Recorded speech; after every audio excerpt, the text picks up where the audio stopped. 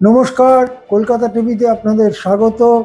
আমি আশিস চট্টোপাধ্যায় আপনাদের কাছে নিয়ে এসেছি অত্যন্ত গুরুত্বপূর্ণ আন্তর্জাতিক খবর। আমরা দেখছি যে পশ্চিম এশিয়ায় কদিনের যে শান্তি ছিল, একটা আপাত শান্তি ছিল, তা খান খান করে ভেঙে গেছে।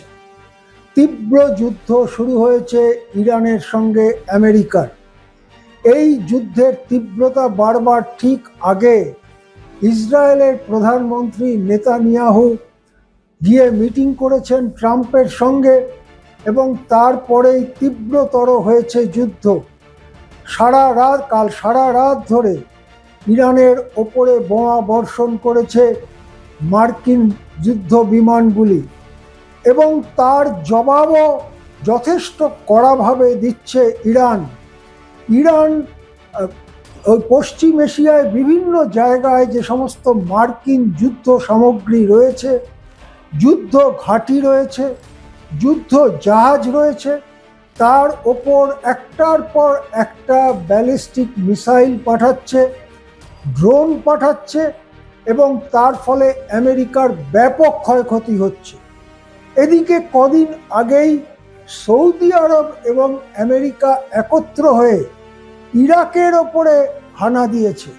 ইরাকের একটি শক্তি নাকি ইরানের সমর্থনে বলিয়ান, এই কথা বলে ইরাকের ওপরে আমেরিকা এবং সৌদির তীব্র হামলা হয়েছে। পাশাপাশি জর্ডান এবং অন্যান্য দেশেও ইরানি মিসাইল গিয়ে আছড়ে পড়ছে। লেবাননের ওপর ইসরায়েলি হামলা জারি আছে। ইয়েমেনের পাশে যে হরমুজ প্রণালীর মতো সংকীর্ণ সমুদ্র প্রণালী, যেটা আল বাব মন্ডব বলা হয়, সেখানে ইয়েমেনের হুতি সংগঠন তারা জাহাজ চলাচল বন্ধ করে দিয়েছে। তার মানে কি হলো?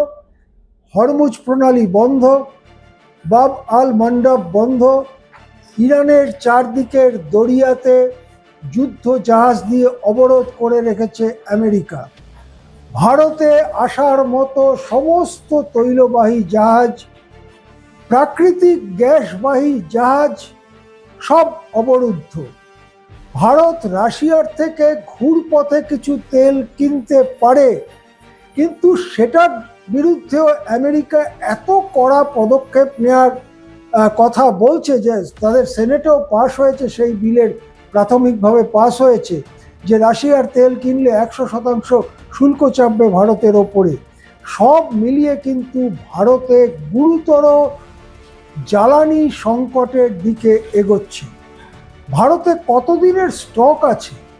যদি কোনো জাহাজ ভারতের বন্দরে না ভেড়ে, তাহলে কতদিন ভারত টানতে পারবে তার নিজের স্টক নিয়ে?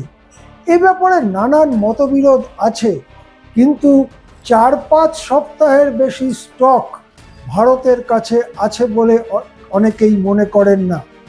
যদি সমস্ত পেট্রোলিয়াম শোধনাগারগুলো সেগুলোর যা স্টক আছে সেটা ধরা হয়, তাহলে মোটামুটি মাস দুয়েক চলতে পারে বলে অনেকেই মনে করেন। সেক্ষেত্রে যদি 15 দিন 20 দিন কোনো জাহাজ ভারতের বন্দরে না ভেড়ে, তাহলে পেট্রোলিয়াম থেকে জাত পেট্রোল, ডিজেল, ন্যাচারাল গ্যাস, রান্নার গ্যাস এবং তার থেকে যেসব জিনিস প্রস্তুত হয়, যেমন এক ধরনের সার, সেই সমস্ত জিনিসের অভাব আকাল দেখা দিতে পারে ভারতের বাজারে। ভারতের বাজারে সেগুলোর দাম তীব্রভাবে বৃদ্ধি পেতে পারে, মূল্য বৃদ্ধি হতে পারে, অনেক কলকারখানা সাময়িকভাবে বন্ধ হতে পারে, নতুন করে কর্মহীনতার সৃষ্টি হতে পারে। সব মিলিয়ে যে যুদ্ধ তীব্র থেকে তীব্রতর আকার ধারণ করছে পশ্চিম এশিয়ায় এবং এলাকার বিস্তৃতি, যুদ্ধের আওতায় থাকা এলাকার বিস্তৃতি ক্রমেই বাড়ছে, সেই যুদ্ধের ফলে কিন্তু ভারতের অর্থনীতি গিয়ে পড়তে পারে এক টালমাটাল অবস্থায়। আমরা দেখব কোন দিকে যাচ্ছে এই পরিস্থিতি। নমস্কার, এখন এ পর্যন্তই। দেখতে থাকুন কলকাতা টিভি।